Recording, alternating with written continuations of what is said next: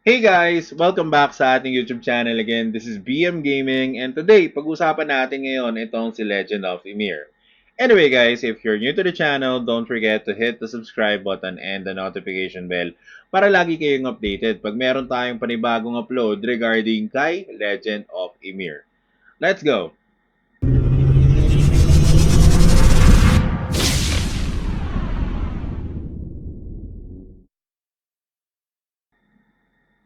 So, welcome back mga tol, no? So, today, pag-usapan natin ngayon itong si Legend of Ymir. Now guys, available na yung pre-registration ni Legend of Ymir and mas maganda na makapag-pre-register na kayo ng mga accounts nyo para at least naka-ready na kayo during the global release ni Legend of Ymir. Now, para makapag-pre-register kayo, ilalagay ko na yung link dyan sa baba para hindi na rin kayo maligaw. No, pag clinic nyo yan, mararoute kayo dito sa page na to and all you just need to do is to click pre-register. So pag clinic nyo yung pre-register, makikita nyo na kaagad kung ano yung pre-registration rewards, which includes the rare companion, si Bardagi. I think this is a mount or something, or companion lang siya na merong additional stats, which is also good as a pre-registration reward. And then you will also get the resources like the silver chest, announcement stone, yung mga essence card bundle, and also yung crystal stone. So I think it's also good to have this advantage kasi yung iba guys, based sa experience natin with the previous games na feature natin sa channel, no, marami nang hihinayang pag hindi nakakakuha ng pre-registration rewards, no? So mas maganda na mag-pre-register na kayo ngayon. You can actually pre-register as many accounts as you can if you want to. Kung gusto niyo ng maraming account, then you can do so. Alright, ako nakapag-pre-register na tayo ng 4 na account right now and kung mapapansin nyo dito, kapag nakapag-pre-register kayo, nag-grade out siya. So all you just need to do is to try it to a different browser para makapag-pre-register kayo. So all you just need to do is like this guys. So let's say for example, punta tayo dito sa ibang browser natin. Okay. So gagawin ko lang dito, lalapag ko lang yung pre-registration link. So copy natin, then paste. So, pag clinic nyo yung pre-register dito sa baba, okay, click nyo lang tong box and then click on pre-register. So, from here, you can choose between Google, Facebook, or Apple login. So, ako, Google naman yung ginagamit natin. So, lagay lang natin to. Okay, so ito yung ating account. So, click on continue lang and agree to all. Then, pretty much, after you agree and sign up, you're already pre-registered. So, ganun lang kadali mag-pre-register dito sa Legend of Ymir. Now, let's take a look on the classes itself kasi ito yung isa sa mga importante na dapat nating malaman sa game. Okay? So, there are 4 classes. Okay? So, merong Berserker, merong Skald. Okay? Kung mapapansin nyo, parang Bard to.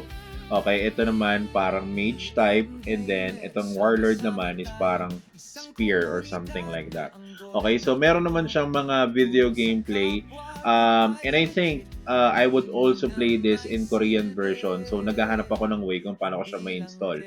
The good thing about it is that nakita ko si Lego Fast.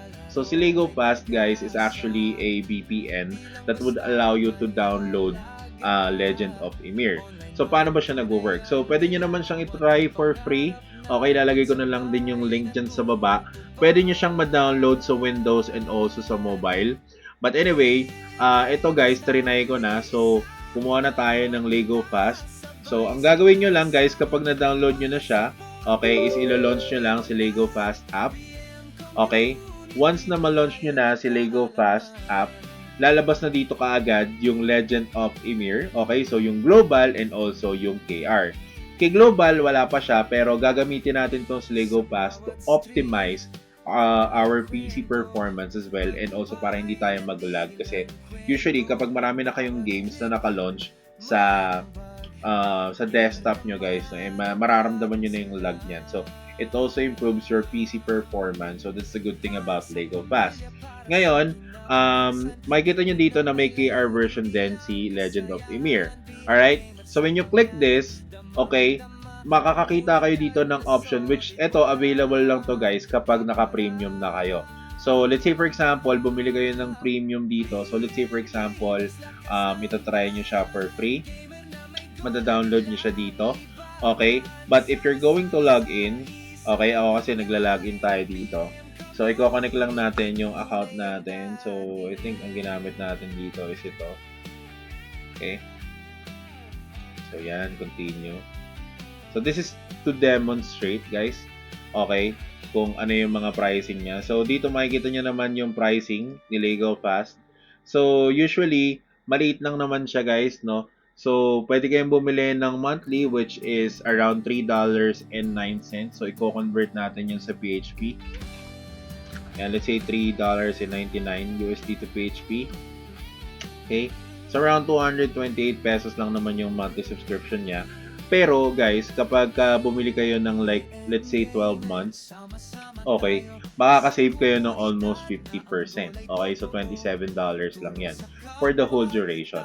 And hindi lang naman si Legend of Emir yung available dito kay Lego Pass. You can also look for other games such as Valorant, of course, yung Roblox, guys, isa sa mga famous games talaga ngayon. Lord 9 is also here, so you can boost Lord 9 as well to optimize your ping. And the good thing about it is that hindi nyo na kailangan maghanap ng download link, guys, or ng website. Kumbaga dito, available na din siya. Okay? So, ganun lang kasimple. So, isa-select nyo lang yung server. Okay? So, pwedeng sa Southeast Asia, pwedeng sa Korea, or kung saan man yung pinaka-best optimized na ping for the game itself. Now, balik tayo sa KR version. So, you can actually check the KR version here sa home. Okay, so usually, makikita nyo naman din dito, or pwede nyo i-search si Legend of Emir. So, lalabas na siya kaagad dyan. Okay? So, ang gagawin nyo lang dito, ibuboost nyo lang siya. And then, from here, kailangan nyo lang i-click yung start game. Okay? Now, this is a common error na nakukuha ko din, guys, kapag ini-start ko yung Korean version ni Legend of Emir. Usually, mararoute kayo sa Korean version na website. Okay, so as you can see, kiklik nyo lang yung game start button dito. And from here, open nyo lang si Legend of Emir na launcher. Now, very very similar yung launcher nito sa mga previous Wimix games. Of course, kasi si Wimix naman yung nag-develop ng game na to eh. Okay? So anyway, launcher is running na daw already. So ito na yung launcher, guys. Alright? So, pwede kayo magpa-level ng dalawang character ng sabay sa isang PC. That's the good thing. Okay? Parang mere 4 days lang natin. Okay? Click nyo lang yung play game number 1. So, usually, guys, nakaka-receive ako ng error message dito. Parang sa baba, yung game guard. Usually, it happens. Pero, ilo-launch nyo lang siya ng i-relaunch hanggang sa ano na yung game guard, kumagat na. So, ito yung usual na error na makikita nyo, no, kapag tinatry nyong i-launch yung game. So, try lang ulit natin ng i-try. Alright? Kasi Korean version pa to, guys. So, technically,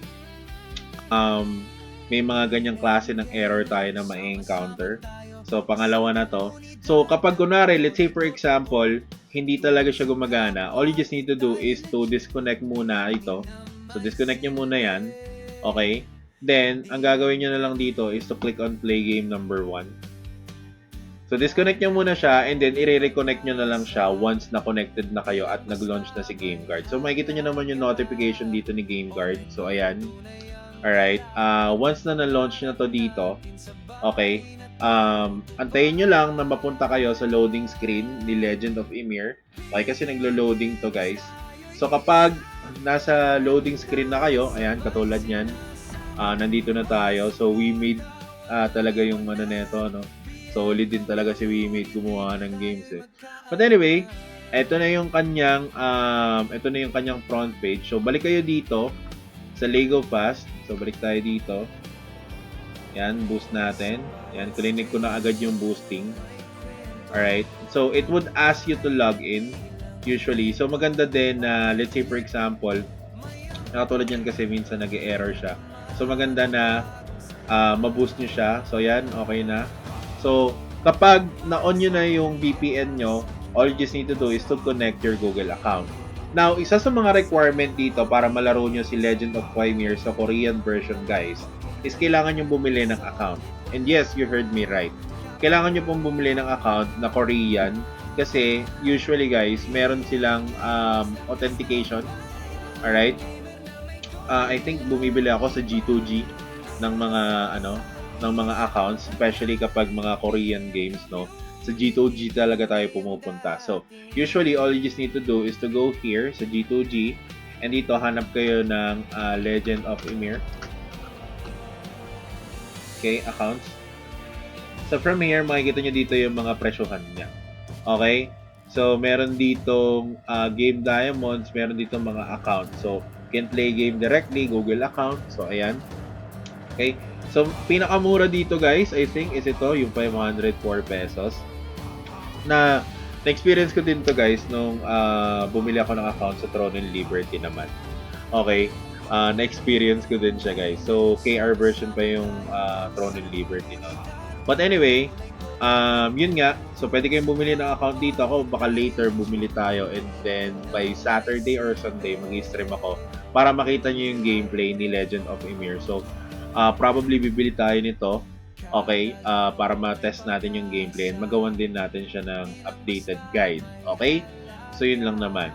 But anyway, balik tayo dito sa pre-registration. So, etong mga classes na to, again, select the best class that will be suitable for you. Okay? Kasi mahirap naman na magsaselect kayo ng class na hindi compatible sa gameplay or sa game style nyo. Okay? Now, another feature na meron dito is of course yung Wimix ecosystem wherein of course magre-release din sila ng ways on how you can actually make money. Like let's say token or something like that. So I think may i-release din silang specific token for that. I'm not really sure. I haven't played the game but hopefully makuha natin yung style kung paano tayo kikita ng mas malaki dito kay Legend of Ymir. Okay? Aside from that, meron din siyang trade station. And then, sabi nila dito, innovative play to earn daw. So, click natin yan. So, dito, obtain items to Wimix. Valuable items obtained through gameplay can be directly traded to Wimix Region Trade Station. So, parang sa other games, meron din silang sariling marketplace where you can buy and sell your items, which is pretty good. No, kasi nakita na natin siyang nag-materialize with the previous game na ginawa nating video, which is si Lord 9. Okay? Right now, maraming pumapaldo kay Lord 9. So, grabe, solid talaga yung game. And also, solid din yung community ni Lord 9. Nung umpisa, parang medyo hindi pa ganun ka-solid. Pero, as we go along, makikita natin na grabe dahil pumapaldo dahil sa mga epic armors. And shoutout kila Dennis, no, dun sa mga subscribers natin na ina-update tayo palagi, no, pagdating sa mga games. So, ayan. But anyway, yun lang naman. When it comes to this one, I think this is also, it's gonna be a banger game as well. So, we just have to wait up until the global release. Pero again, sabi ko nga guys, magla-livestream tayo by Saturday featuring this game and playing on the Korean version. So, abangan nyo yun guys. And yun lang naman, if you really want to play this in Korean version, you can actually get Lego Fast. Mura lang naman yung subscription nito guys, no? Pwedeng monthly, pwedeng yearly, para hindi na kayo mag-iisip. And you can also use it to optimize other games, not just Legend of Ymir. So, yun lang guys. Maraming salamat ulit sa panonood and I hope you like this video.